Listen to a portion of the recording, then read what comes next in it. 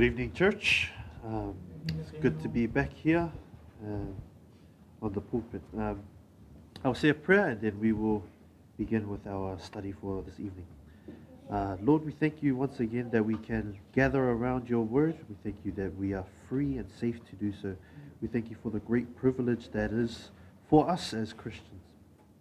We pray that tonight that you help us to learn, help us to preach, and to hear from your word for the glory of you. We remember your sacrifice on the cross, and we thank you for what that means for us. In your name, Jesus, we pray. Amen. This evening, we find ourselves in the book of Ecclesiastes, chapter 1, verses 8 through to 11. Tusi o whailaunga, ta upu mua mua, whai upu e vanu, se o le whai upu e sfulu martasi.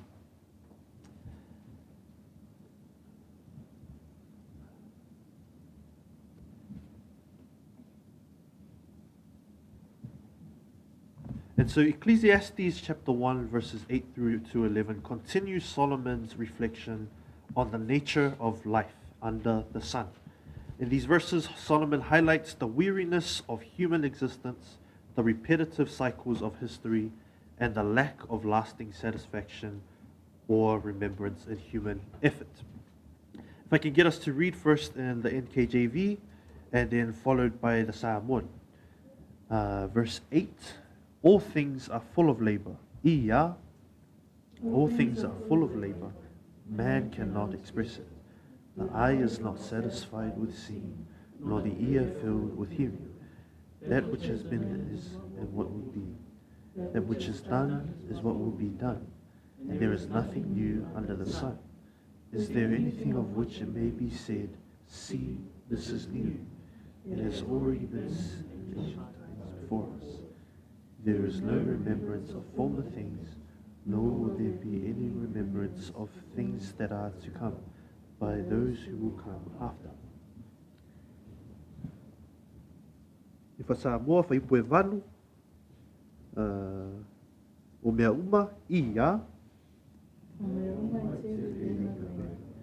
le mawhai e se tangata o whamatara ina, e le mawhai e matai pai, e le tutunu po te ringa i ka o, se ase mea o uma atu, o mea lava lea e tutu, se ase mea o uma whaia, o mea lava lea e tui whaia, e ase mea o una lava mea, e ase mea ni whai o luka lea tuia, nga wa ai maria, o mea komo, sa ia na mo, i te osana na mo mo e tatu, o le matu o te mea pai, o mea komo o ea leia se aso, o ea na matu o ea tila atu, e mo mai. Amen. Praise God for the reading of His Word. And so from verse 8 to verse 11, we see these ideas. Human labor is exhausting. Verse 8, our senses are never satisfied. Seeing and hearing always leave us wanting more. History endlessly repeats itself. What has will be again. What seems new is actually something old or long forgotten. Human achievements fade from memory, just as future ones will. At first glance, these observations can sound discouraging or even bleak. However, understanding the wider biblical context is essential when reading Ecclesiastes. A recap from our previous studies. In our last study, we established that Solomon is the writer of Ecclesiastes, writing from a position of unparalleled wisdom and experience.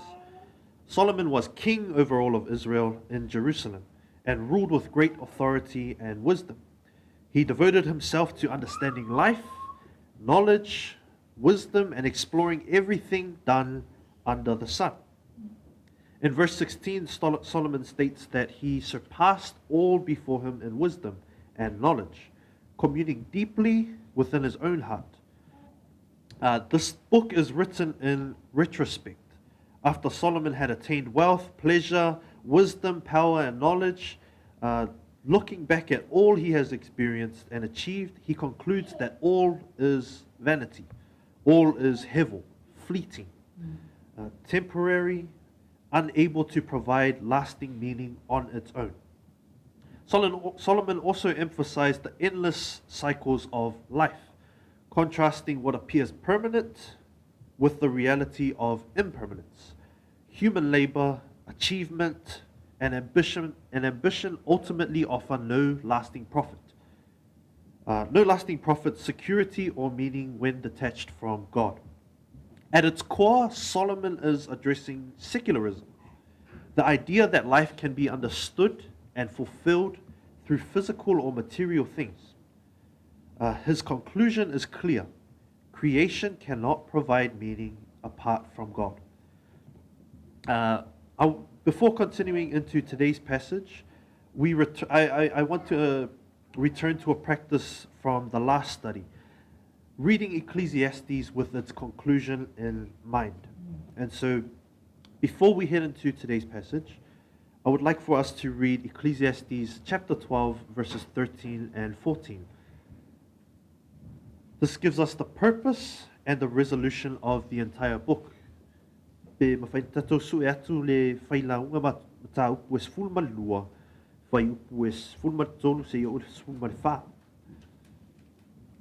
if we can read first in the NKJV, followed by the Samoan.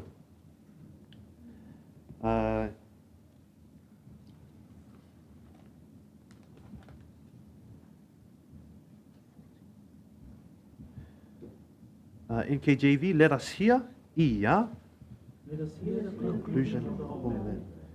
Fear God and keep his commandments, for this is man's all. For God will bring every work into judgment, including every secret thing, whether good or evil. For Samoa, Se tatu whanongo ia i rei uma o ia mea mua. E matau i rea tua, mai ana i ana korona. Wa o mea ia e tau i te matua. Wa e whaasino ina i rea tua na wena a. A tō mea ilo una. Mea lei a tō mea. Amen. These verses remind us that Ecclesiastes is not a book of despair, but it's a book of direction. Solomon intentionally leads us through the emptiness of life without God, so that we may clearly see where true meaning is found. Today's focus, as we examine Ecclesiastes chapter 1, verse 8 through to 11, we will continue exploring the cycles of life, the impermanence of human effort, and the futility of labor apart from God. And with the conclusion of the book always in mind, we will see how the rest of Scripture confirms Solomon's final answer. True purpose, meaning, and fulfillment are found in reverence and obedience to God alone. So, with that, we find ourselves in verse 8. All things are full of labor, man cannot utter it. The eye is not satisfied with seeing, nor the ear filled with hearing. Solomon begins by describing the exhausting nature of human striving. Labor, achievement, experience, and knowledge all promise satisfaction, but never deliver it fully. Human desire is insatiable when detached from God. No matter how much is seen or heard, the heart remains restless. All things, the Hebrew there for the word things is davar, meaning words or an exchange of words, or in this context, business. Everything seems to be as a business transaction. Cause and effect. Give and you will get. There's this principle of if I do this, I will find purpose. If I do this, I will get this. And the Hebrew also there for the word labor, all things are full of labor, can be translated as wearisome. All things are wearisome. So much so that man cannot even fathom it. Man cannot utter it. Like the eye is not satisfied with the reception to light, and the ear with the reception to sound, man is not satisfied by the work, or by work. All labor is wearisome and unsatisfactory. The weariness is from futile effort, activity that lacks eternal purpose. We think that if we work enough, we can gain purpose. Do A and you will get B. Jesus identifies this problem also when he meets with the Samaritan woman. In the New Testament, there is this contrast. John chapter 4, verse 13 and 14. Whoever drinks of this water will thirst again. But whoever drinks of the water that I shall give him will never thirst. But the water that I shall give him will become a fountain of water springing up into everlasting life. Earthly labor and experience cannot satisfy the soul. True satisfaction only comes from Christ. Blessed are those who hunger and thirst for righteousness, for they shall be filled. Matthew 5, verses 6. A key principle: labor aimed at self-fulfillment leads to weariness. Labor oriented towards God, leads to fullness. Verse 9, what has will be again. What has been done will be done again. There is nothing new under the sun. Here Solomon observes the cyclical nature of human activity.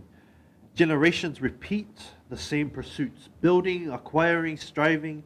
Nothing truly changes. Innovation may alter form, but not substance. Human labor, as well as all of creation, will never escape repetition. It reminds me of those car races where on those circle tracks where it just keeps going round and round, but it never truly goes anywhere. Or the horse in Whongapoa that's tied to the post that goes round and round and never actually goes anywhere, despite how hard it kicks, despite how hard it runs. In contrast, the New Testament proclaims something genuinely new. 2 Corinthians 5, verse 17. Therefore, if anyone is in Christ, he is a new creation. While history repeats itself under the sun, redemption breaks the cycle. Labor in Christ participates in God's redemptive work, which is truly new and eternal. Revelation 21, verse 5, behold, I am making all things new. Human labor repeats itself. God's work in Christ renews all things. So there's this contrast between what Solomon is saying and then there's the confirmation in the New Testament. Ecclesiastes chapter 1, verse 10. Is there anything of which one can say, look, there is something new? It was here already long ago. It was here before our time. Solomon challenges human pride in novelty, wanting to be new or original or be the it thing, the trending thing. What people celebrate as new is merely a transformation of what already exists. This further reinforces the limitations of human creativity when separated from divine purpose. Labor driven by the desire to be original or remembered or significant ultimately collapses into nothingness. Jesus reframes significance in the New Testament. Luke chapter 16, verse 10, he who is faithful in what is least is faithful also in much. God does not measure labor by novelty or visibility or originality, but by faithfulness. Even ordinary, unseen work becomes eternally meaningful when done for Him. Colossians 3, verse 23, whatever you do, work heartily as for the Lord and not for men. Human labor seeks after what is new or trendy. Godly labor requires faithfulness, consistency. Verse 11, there is no remembrance of former things, and even those yet to come will not be remembered by those who follow. Solomon concludes with the sobering reality of forgetfulness. Time erases memory. Achievements fade. Names disappear. This verse dismantles the hope that labor will secure lasting legacy. Labor done for recognition, reputation, or remembrance is ultimately vain. Hebrews chapter 6, verses 10. God is not unjust. He will not forget your work and the love you have shown Him. Even when forgotten by the world, labor done in Christ is eternally known. The New Testament redirects hope away from human memory to divine remembrance. Your labor is not in vain in the Lord. 1 Corinthians chapter 15, verses 58. Labor without God is pointless and straight up forgettable. Ecclesiastes chapter 1, verses 8 through to 11 exposes the emptiness of labor under the sun. In verse 8, it wearies. In verse 9, it repeats. In verse 10, it lacks true novelty. And in verse 11, it's forgotten. The New Testament answers Solomon's despair by anchoring labor in Christ.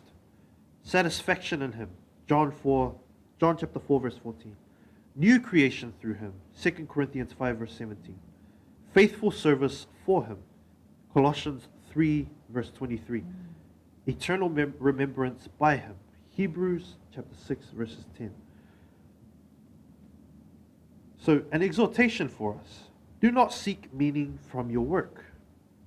Find meaning in the Lord of the work. Only labor done in Christ escapes vanity and endures into eternity. With this idea of working harder to attain meaning and purpose, there is a great reminder of the gospel. The gospel, which is the greatest purpose in which we can ever receive.